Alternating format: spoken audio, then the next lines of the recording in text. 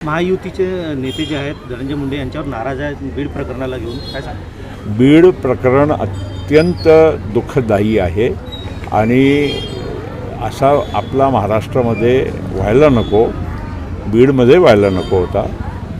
जे झालेलं आहे त्याच्याबद्दल सगळ्यांची चिंता आणि नाराजी पण आहे. मुख्यमंत्री महोदयांनी पण काल सांगितलेलं आहे की कोणी पण यामध्ये जो दोषी असेल त्याच्यावर कडक कारवाई होणार आहे.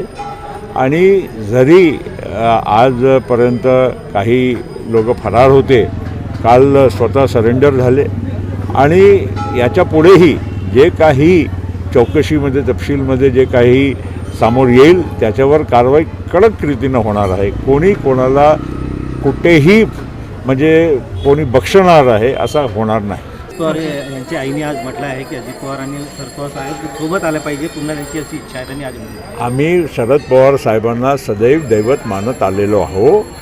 आम्ही जरी राजकीय आमच्या काही वेगळा मार्ग स्वीकारला असेल तरीही आम्हाला पवार साहेबांच्याबद्दल सदैव आदर राहिलेला आहे, राहणार आहे. आणि त्यामध्ये जर एकत्र आले किंवा त्यांच्या पवार कुटुंब एक झालं तर आम्हाला अत्यंत आनंदच वाटेल. आणि मी पवार कुटुंबाचा एक सदस्य म्हणूनच स्वतःला समजतो आणि त्यामुळे मलाही या बाबतीत आनंद होईल जर हे सगळं घडून येईल. माझ्या एवढंच म्हणणं आहे की सन्मान कुठे कमी होणार नाही.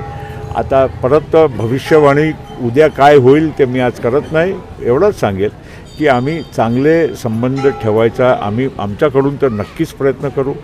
पवारसाहेबांच्याकडे अजितदादा आणि आम्ही सगळेच त्यांच्या वाढदिवसाला शुभेच्छा देण्यासाठी गेलो.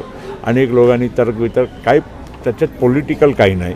एवढंच म्हणतो की आम्हाला संबंध त्यांच्याबरोबर एक ते आमच्या पितृतुल्य आहे, त्यांच्याबरोबर तसेच आम्हाला संबंध ठेवायचे.